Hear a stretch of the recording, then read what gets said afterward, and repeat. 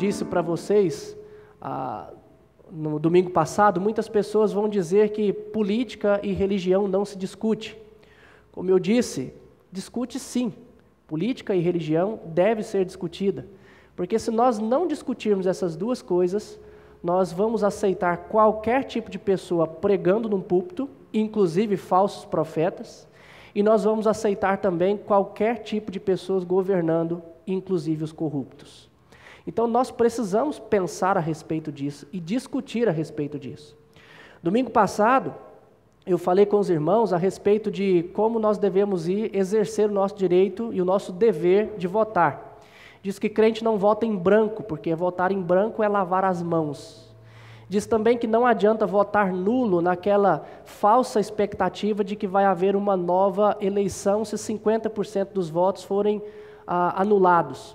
Eu expliquei para os irmãos que é uma interpretação errada do artigo 224 do nosso Código Eleitoral, onde fala sobre nulidade dos votos. Lá é a nulidade pela justiça. Se você anular o seu voto, você está invalidando ele. E a contagem é sobre votos válidos. Então, o voto nulo e voto branco vai ser quase a mesma coisa. Nós não devemos votar assim. Eu disse também que nós não devemos votar em alguém que vai nos trazer algum benefício pessoal, pois isso é condicionar o voto a um benefício, isso é corrupção. Nós não podemos participar disso. Algo que eu deixei de falar também, mas é muito interessante, que no nosso país muitas pessoas usam o voto como se fosse um torcedor de futebol. Aquela ideia de que você não torce para ninguém, então você torce para quem está ganhando. E muitas vezes nós temos essa ideia de eu vou votar para quem está melhor nas pesquisas. Isso é um erro. Eu não vou perder meu voto. Claro que nós não devemos pensar dessa maneira. Pelo contrário, nós devemos votar por mais que alguém esteja perdendo, mas as propostas dele são condizentes com a nossa fé cristã, é nele que nós temos que votar. Vocês podem, então, acessar lá no canal do YouTube exatamente o que eu preguei no domingo passado e ver direitinho, nós não vamos falar sobre isso, mas um tema que eu me ative bastante no domingo passado foi com relação ao armamento segundo as Escrituras, porque é um tema polêmico que tem surgido aí. E aí, o cristão pode votar em quem é a favor disso ou não?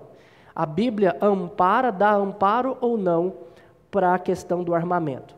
Foi o que eu basicamente trabalhei no sermão passado. Agora, hoje, eu gostaria de levantar outros temas, irmãos. E o primeiro deles que eu gostaria de conversar a respeito dele com vocês é sobre corrupção. Eu já ouvi dizer muitas vezes pessoas dizendo o seguinte: rouba, mas faz. Rouba, mas faz. E aí? Essa, irmão, é uma expressão que deveria ser pronunciada por um crente? Absolutamente não. Nós precisamos evitar a corrupção. Como que nós pedimos a Deus para ajudar o nosso país, para fazer com que o nosso país deixe de ser corrupto, mas nós votamos em quem já foi colocado pela justiça que é corrupto, ou que está sendo investigado por corrupção? Como que nós fazemos isso, irmãos? É triste nós sabermos que o nosso país, o Brasil, ele está classificado pelo ranking da Transparência Internacional na 96ª posição. De 180 países, o nosso país não chegou nem na metade. É o 96º colocado no ranking da Transparência Internacional. Esse estudo, então, trabalha sobre a corrupção nos órgãos públicos. E o nosso Brasil é extremamente corrupto. Mesmo com medidas como a Lava Jato, ainda assim nós estamos lá atrás, porque não se tem colocado nenhuma lei para combater a corrupção. Pelo contrário, aqueles que estão no poder tentam jogar panos quentes por cima para que não seja averiguado. Ou seja, as pessoas que estão no poder, muitos deles, maioria deles, querem que a corrupção não seja combatida. E isso está errado. Isso está errado. Então nós precisamos pensar a respeito disso. Crente, um dos critérios nosso para eleger alguém deveria ser: tem alguma coisa de corrupção que consta contra ele? Então eu não vou votar. eu não vou votar. Esse é o primeiro passo que nós deveríamos atentar para isso, né? Provérbios 28:15 diz: como o leão que ruge e o urso que ataca, assim é o perverso que domina sobre um povo pobre. Irmãos, a pior escravidão não é a imposta pela força, mas é a conquistada pela necessidade. Nós vemos um governo que tem escravizado milhares e milhares de pessoas com a necessidade. Ele não está nem aí para levar benfeitorias para que as pessoas do Nordeste, por exemplo, possam plantar e colher, para que eles possam produzir por si mesmos. Não está interessado nisso. É melhor fazer o quê? Levar o dinheiro, levar o alimento, porque aí o povo, pela necessidade, fica escravo. É isso que nós temos visto. E o que a Bíblia nos mostra aqui é que quando o perverso domina sobre o pobre, ele não quer saber de ajudar, no sentido de fazer com que ele possa produzir, mas só dar para que ele possa ganhar em troca a sua fidelidade, o seu voto. Isso é escravidão pela necessidade. Outro versículo que fala também que o governo faltoso de inteligência multiplica as opressões, mas o que a aborrece, né? Aborrece a avareza, viverá muitos anos, Provérbios 28:16. A opressão é multiplicada quando tem um governo falto de inteligência. Quando se multiplicam os justos, o povo se alegra. Quando, porém, domina o perverso, o povo suspira. O povo se angustia, o povo sofre. É o que tem acontecido no nosso país. E o rei justo, o governo justo, sustém a terra, mas o amigo de impostos a transtorna. Tudo isso em Provérbios. Como que nós temos vivido no nosso país há tantos anos, subjugados por impostos, oprimidos? Quanto tempo nós temos feito isso? E muitos crentes ainda desejam votar em quem é corrupto, em quem é condenado pela justiça, em quem está escancarado que participa de corrupção.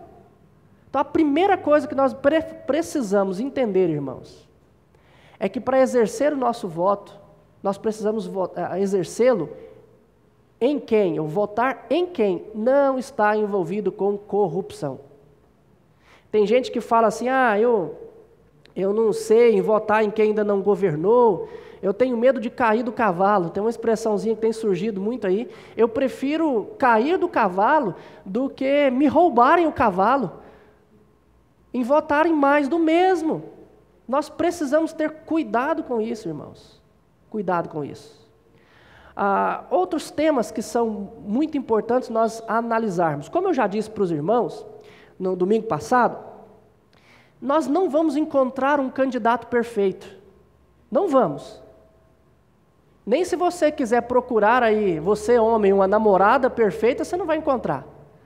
Você mulher, um namorado perfeito, você não vai encontrar. Que dirá um político perfeito. Então nós vamos encontrar sempre pessoas que têm defeitos, que fala demais, que fala coisa que não deve, que às vezes é contrário a algo que você acha que está errado, sim. Mas como eu disse, nós não podemos votar em branco e nem anular o nosso voto, nós temos que votar em um. Então o que nós precisamos fazer? Colocar numa escala de importância, irmãos, as suas propostas. Em escala de importância.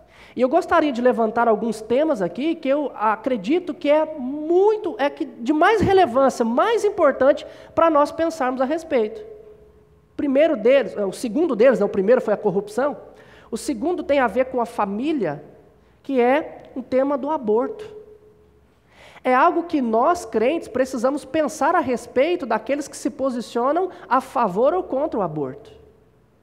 Nós sabemos, irmãos, que essa questão de aborto, ela precisa ser discutida, porque não é simplesmente o fato de proibir que vai resolver o problema. O aborto, ele acontece, milhares e milhares de pessoas, de mulheres abortam ano após ano no nosso país, e muitas delas em situações precárias, na clandestinidade, e sofrem com isso, e muitas vêm a óbito. E simplesmente proibir não resolve o problema. Isso é claro, nós precisamos discutir a respeito disso. Nós precisamos pensar em um amparo à mulher que vai dar à luz, na ajuda, precisamos investir na educação, na prevenção, na segurança, porque muito tem a questão a ver também do estupro. É um longo debate. Então, simplesmente proibir não vai resolver. Mas, irmãos, liberar também não vai resolver. E o que muitos políticos têm colocado é que a liberação do aborto vai resolver o problema, mas isso é uma falácia. Duas coisas que as pessoas alegam para a legalização do aborto, que vai diminuir o número de abortos e que vai diminuir o número de mortes nos casos de aborto. Mas, quando nós olhamos pesquisas, nós percebemos que não é simples assim. Por exemplo, com a legalização do aborto no Uruguai em 2012, o Uruguai viu esse procedimento de aborto crescer em 6 anos 37%. 37% de crescimento do aborto no Uruguai. Então, depois que legalizou, ao invés de diminuir, aumentou. Agora, muitas pessoas trazem pesquisas e reportagens, como algumas revistas importantes trazem reportagem que em Portugal, depois da legalização do aborto, houve uma queda. Sim, houve uma queda. O aborto em Portugal foi legalizado em 2007, e em 2011 ele teve um pico com mais de 20.400 casos de aborto, e agora em 2016, 2 anos atrás, isso caiu para 15.900 abortos. Então houve uma queda. Mas isso é uma queda comparada depois da legalização. Mas antes da legalização, em 2006, se não me engano, era em torno de 4.000, um pouco mais de 4.000 casos de aborto. E se você for pegar 2 anos antes disso, em 2005, a estimativa era que não chegava a 800 casos de aborto.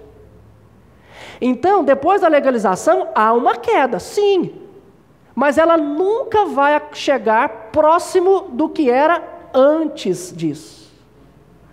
Então, nós precisamos pensar a respeito. A outra questão é a legalização do aborto, como eu disse, para diminuir as mortes. Porque como muitas mulheres acabam indo abortar em lugares clandestinos, com a legalização, isso vai melhorar e os casos de morte podem diminuir. Mas há países, por exemplo, irmãos, que reduziram drasticamente a mortalidade materna nas últimas décadas, embora tenham leis extremamente restritas, muito mais do que as do Brasil. É o caso do Chile, por exemplo. O Brasil mesmo, o próprio Brasil, derrubou os índices de mortalidade de mulheres nos últimos anos. De acordo com dados do Banco Mundial, em 1990, a mortalidade materna no Chile era de 57 mulheres a cada 100 mil nascimentos. Para cada 100 mil nascimentos, 57 mulheres morriam. E a legislação chilena sobre o aborto, sendo uma das mais restritas, ela conseguiu, em 2015, reduzir esses casos de 57 mulheres para 22 mulheres para cada 100 mil nascimentos. E no mesmo período, as taxas brasileiras caíram de 104 mulheres para 44 mulheres mortas para cada 100 mil nascimentos. Ou seja, uma redução disso, mesmo sem a liberação de aborto. Mesmo sem a liberação do aborto. Por quê? Tem que se investir em muitas outras áreas, como a educação, a prevenção, o cuidado, o amparo. Mas é possível isso. Ao passo que pessoas dizem que quando legaliza, isso reduz.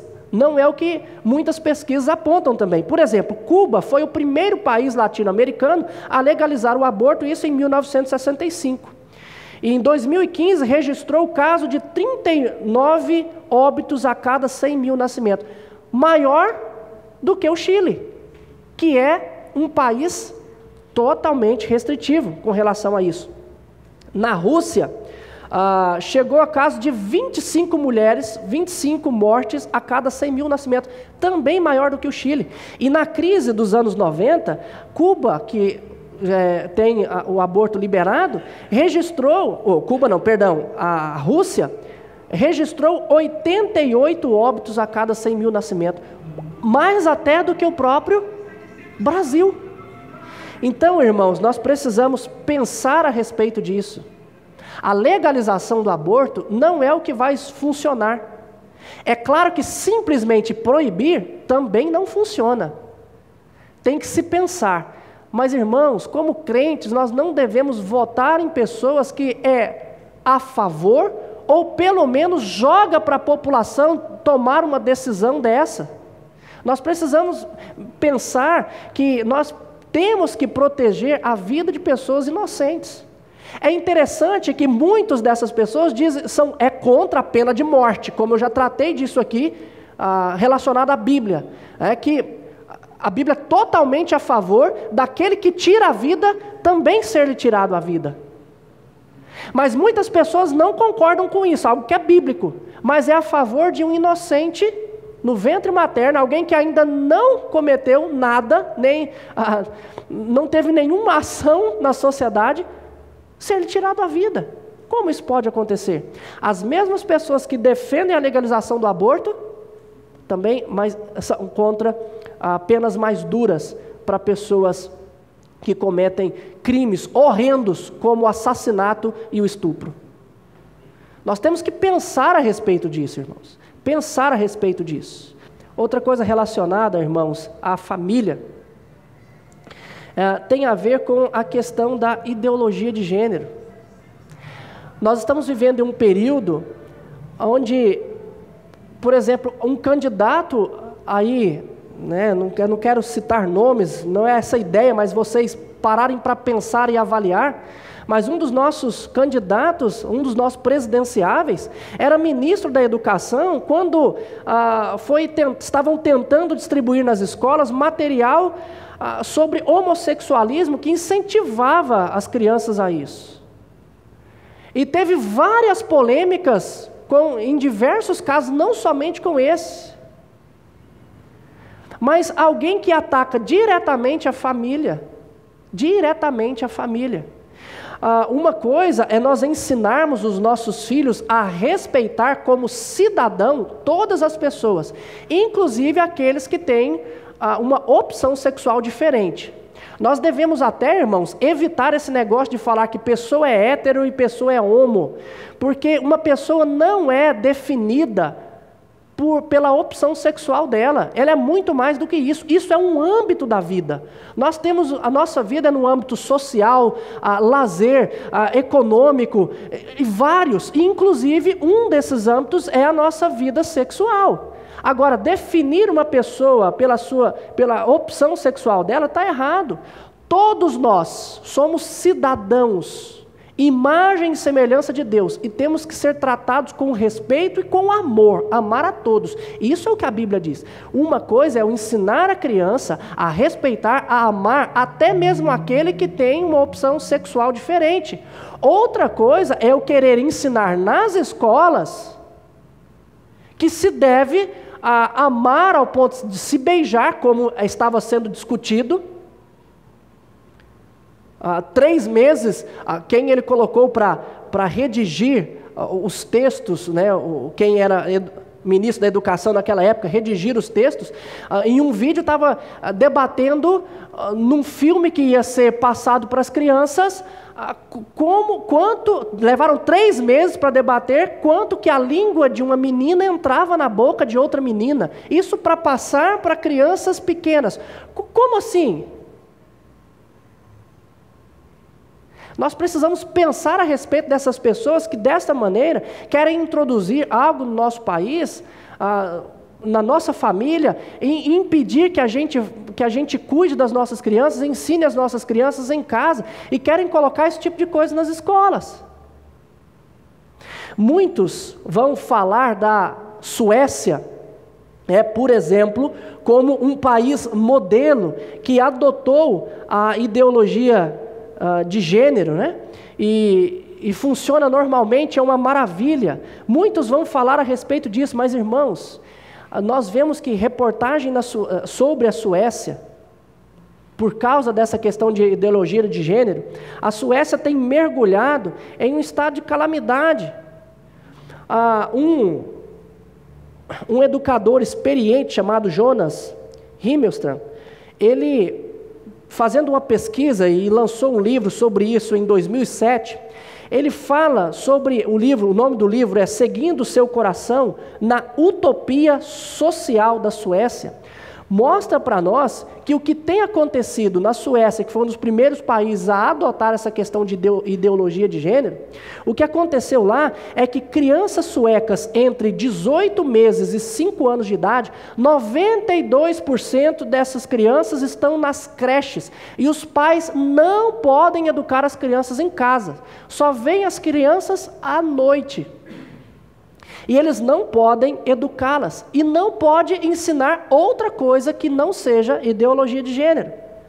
Segundo o Himmelström, o problema central do modelo sueco é que ele está financeiramente e culturalmente obrigando os pais e as mães a deixar nas creches seus filhos a partir da idade de 1 ano, quer eles achem que isso seja certo ou não. Eles são obrigados. Tira da mãe o direito de educar o filho, tira do pai o direito de educar o filho. É isso que tem acontecido lá, né? E crianças que têm aprendido na escola, o que mais tem aprendido na escola é como se relacionar com crianças do mesmo sexo, e o que é ensinado a elas é que tudo que eles têm prazer é válido. Ou seja, o prazer está acima de tudo, não aquilo que é certo, que você acha que é, ou que você ensina, mas é o que dá prazer.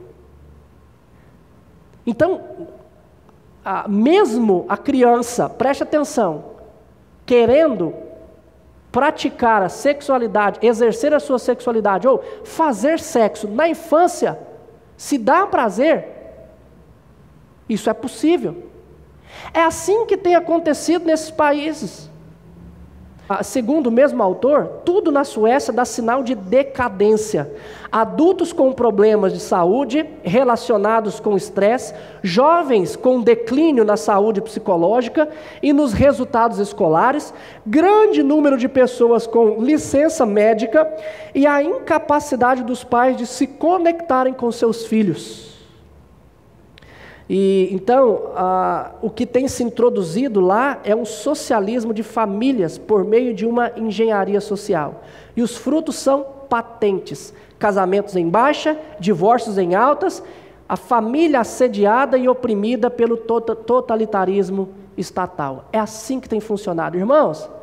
Pessoas que têm esse discurso bonito de igualdade de todas as pessoas, e então precisa introduzir nas escolas o ensino da ideologia de gêneros, ensinar que todo mundo pode fazer tudo o que quiser de todo jeito. Irmãos, isso é uma maneira que eles estão usando para destruir família. Família. Não votem nesse tipo de pessoas. Se você quiser ver as origens disso, está aqui, Friedrich Engels, a origem da família, da propriedade privada e do Estado. Engels foi um burguês que financiou Marx. E Engels, continuando o trabalho de Marx, ele elabora nesse livro de que o início da opressão, a opressão no mundo teve início quando surgiu a família monogâmica. Antes, ninguém era de ninguém, todo mundo se relacionava com todo mundo. Mas quando existe a família, né, ali, em torno de um pater família, um homem que se casa com uma mulher, e um é de outro, ambos são um do outro, e ali constitui uma família, ali é o início da propriedade privada. Ali inicia-se a opressão. E essas pessoas que colocam isso para nós, o que elas tentam fazer? Ir destruindo todo tipo de opressão, que eles dizem que é igreja, empresas, e para chegar até onde? Na família. Então, pessoas que têm esse tipo de discurso, irmãos, pelo amor de Deus, entenda, isso é antibíblico, anticristão, antifamília. Não votem nesse tipo de pessoas. Não votem. Ouçam bem as propostas, ouçam bem tudo isso para você identificar quem é que tem esse tipo de coisa. Tem mais. Além disso, nós temos a questão das drogas. Não vote em quem defenda a descriminalização de drogas, irmãos. Nós oramos o tempo inteiro para Deus libertar os nossos filhos de drogas. Nós temos filhos que sofrem com os pais imersos na droga. E aí nós vamos votar em quem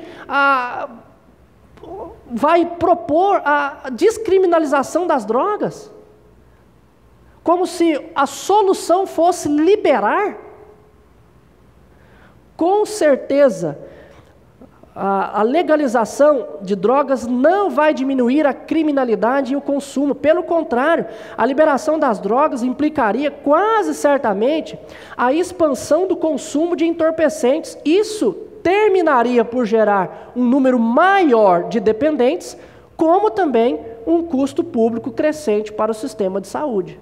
É claro que nós precisamos pensar numa política para combater o tráfico de drogas no nosso país, que não é fácil. É outra coisa também muito complexa, como se falar de aborto. Simplesmente dizer que é crime e colocar na cadeia quem usa também, isso não vai resolver. Mas liberar também não vai. Estava vendo uma reportagem de 2015 falando sobre como a Holanda, onde as drogas são liberadas, agora está procurando fechar os seus coffee shops onde as drogas são vendidas livremente. Por quê? Porque é uma ilusão achar que a legalização das drogas vai evitar o tráfico. Não vai. Mesmo na Holanda existe o tráfico de drogas. Irmãos, existe tráfico de tudo que é legal. Existe o tráfico de CDs, existe o tráfico de cigarro, que é legalizado, existe o tráfico de tudo isso. A legalização não traz, então, uma resolução, não resolve o problema. Nós precisamos pensar a respeito disso. Então, irmãos, não vote nesse tipo de pessoas.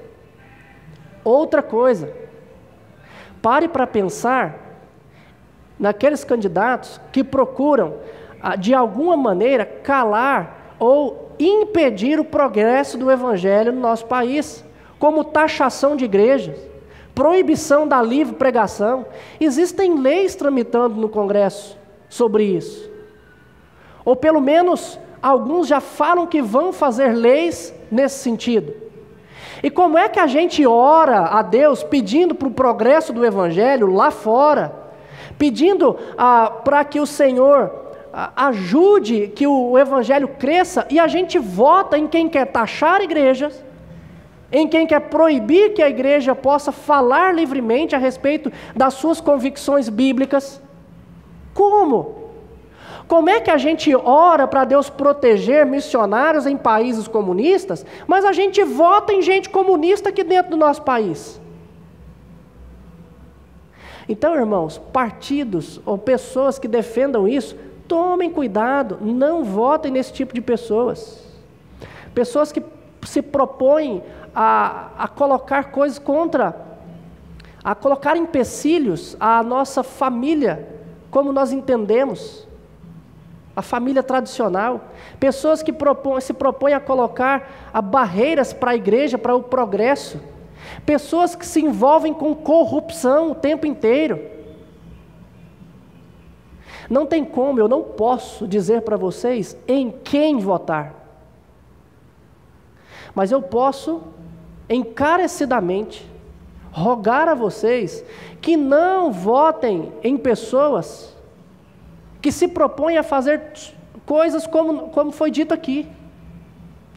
Analisem isso. Nós precisamos pensar, não vá para as urnas de qualquer jeito. Você tem uma semana para buscar as propostas. Eu sei que nenhum candidato vai ser perfeito, como eu disse. Nenhum. Mas o que acontece? Você precisa escolher o melhor, ou pelo menos o menos pior, se você acha que não tem nenhum bom. Mas comece a analisar essas propostas, as mais importantes, as que têm maiores implicações na família, na igreja, na sociedade, e elimine esses candidatos. Porque senão, irmãos, nós vamos sofrer mais e mais e mais.